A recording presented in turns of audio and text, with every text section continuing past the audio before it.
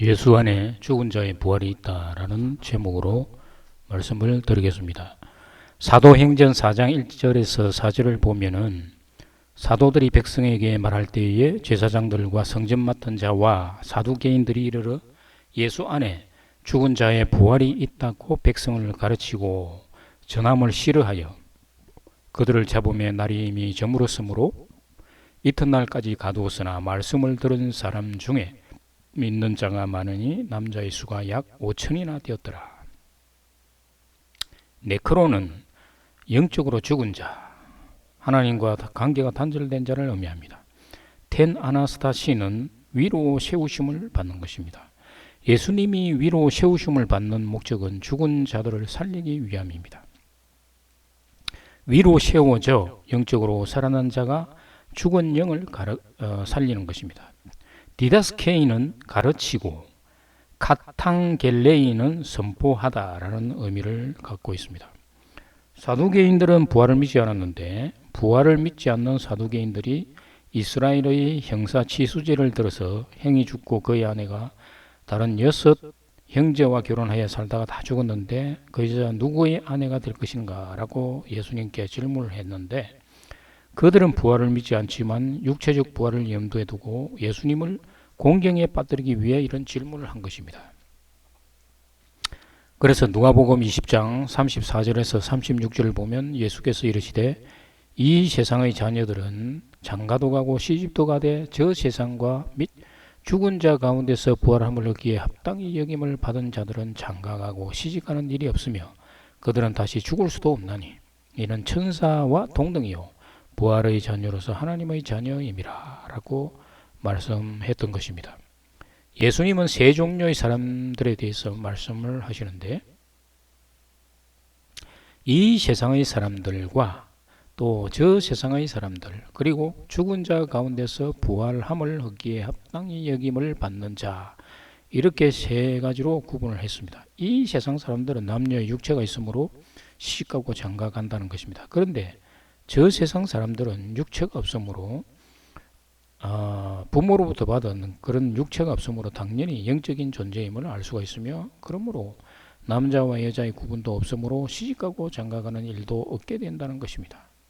죽은 자 가운데서 부활함을 얻기에 합당히 여김을 받은 자들은 누구인가? 바로 성도를 의미하는 것입니다. 성도는 육으로는 예수와 함께 죽고 영으로는 부활하신 예수와 함께 부활한 자라는 것입니다.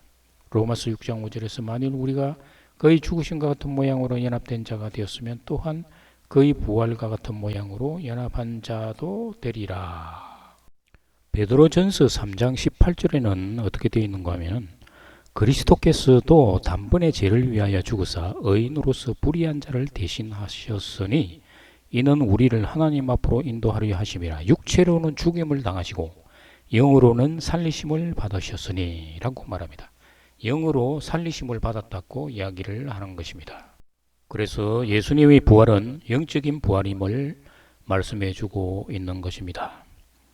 그런데 성도가 현재 눈에 보이는 육체를 가지고 세상에 살아가고 있으므로 시집가지 않고 장가가지 않는 말은 이해가 되지 않을 수가 있는 것입니다. 그러나 부활은 영적인 이야기로서 성도의 육체 속에 갇혀 있는 영이 부활 생명을 얻어서 영의 몸을 입고 살아났을 때 영의 몸의 주체는 시집가고 장가가는 대상이 아니라는 말입니다.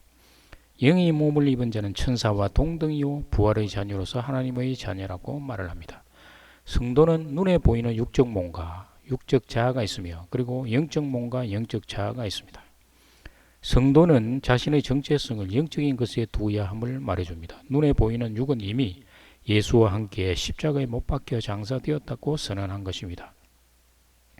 로마서 6장 3절에서 무릇 그리스도 예수 합하여 세례를 받은 우리는 그의 죽으심과 합하여 세례를 받은 줄을 알지 못하느냐? 영적 전쟁은 바로 육적 자아와 영적 자아와의 싸움인 것입니다. 나 자신과의 싸움인 것입니다. 세례는 물에 잠기고 물로부터 나오는 의식이지만 물에 잠기는 세례, 물 세례는 육적 죽음을 의미합니다. 그리고 물로부터 나오는 세례, 이것은 성령 세례로서 성도가 성령 세례를 받음으로 새로운 피조물이 되는 것입니다.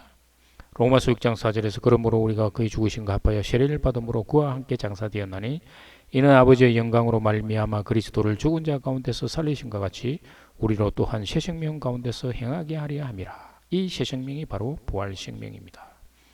육의 몸은 땅으로부터 나왔으나 부활 생명은 하늘로부터 나오는 것입니다. 부활 생명을 받은 자는 하나님의 음성을 들을 수 있는데 요한복음 5장 26절에서 28절을 보면 아버지께서 자기 속에 생명이 있음 같이 아들에게도 생명을 주어 그 속에 있게 하셨고 또 인자됨으로 말미암아 심판하는 권한을 주셨느니라.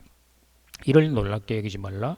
무덤 속에 있는 자가 다 그의 음성을 들을 때가 오나니 심지어 육의 몸은 이 땅에서 살아가나 영의 몸은 하늘에 안심 바 되었다고 합니다. 에베소서 2장 5절에서 6절을 보면 허물로 죽은 우리를 그리스도와 함께 살리셨고 너희는 은혜로 구원을 받은 것이라. 또 함께 일으키사 그리스도 예수 안에서 함께 하늘에 앉히시니 그러므로 성도는 영적 성장을 통해서 육의 몸을 통제할 수 있도록 성령 충만을 받으라는 것입니다. 아무리 거듭난 성도라 할지라도 육체는 여전히 옛사람의 모습을 하고 있습니다. 무너지지 않을 것처럼 견고한 진과 같은 것입니다. 사도 바울이 말한 것처럼 날마다 죽노라 라고 말을 한 것을 주목해야만 하는 것입니다. 톤 아쿠산 톤 로고는 말씀이신 호 로고스를 들은 사람들입니다. 제자들이 부활하신 호 로고스를 사람들에게 전했는데 호 로고스의 말씀을 듣고 믿는 사람이 5천이나 되었다는 것입니다. 제자들의 말을 듣고 믿은 사람이 아니라 호 로고스의 말씀을 순간적으로 듣고 믿은 사람들입니다. 호 로고스는 부활하신 예수님이 성도의 심령 속에 임재하셔서 말씀 속에서 역사하시고 감동을 주시고 말씀해 주십니다. 따라서 성도가 다른 사람에게 부활 생명을 전할 때는 성도의 입을 통해서 호 로고스가 말씀을 전하는 것입니다. 말씀을 전하는 사람은 호 로고스로 말하는 자가 되지 않으면 믿음이 되지 않는 것입니다. 전하는 자의 지식으로가 아니라 성령의 능력으로 전해지는 것입니다. 성도가 성령 세례를 받고 성령 충만해져서 복음을 전할 때 성도가 말하는 것이 아니라 호 로고스가 말씀을 하는 것입니다. 믿는 자가 많으니 남자의 수가 약 5천이나 되었더라. 에게네데. 안드로는 남자라기보다도 사람을 의미합니다. 에게네데는 에게네데에서 기노마이, 되다, 태어나다 등의 의미를 갖는 것입니다. 베드로전서 1장 16절에서 기록되었을 때 내가 거룩하니 너희도 거룩할지나 하셨느니라. 헬라어 성경을 보면 하나님은 거룩이신데 거룩하다라는 표현을 합니다. 이는 하나님의 상태를 표현하는 것으로서 하나님은 그 자체가 거룩이라는 것입니다. 그래서 그리스도 안에 있는 자는 모두 거룩한 상태가 되는 것입니다. 인간이 하나님을 거룩의 상태로 묘사하는 것 자체가 모순이지만 하나님은 거룩 그 자체인 것입니다. 따라서 번역도 기록되었을 때 내가 거룩이니 너희들은 거룩으로 태어날지니라 라고 해야 합니다. 따라서 다시 번역하면 말씀을 들은 사람 중에서 많은 사람들이 믿었으며 태어난 자가 약 5천이나 되었더라 라는 것입니다. 감사합니다.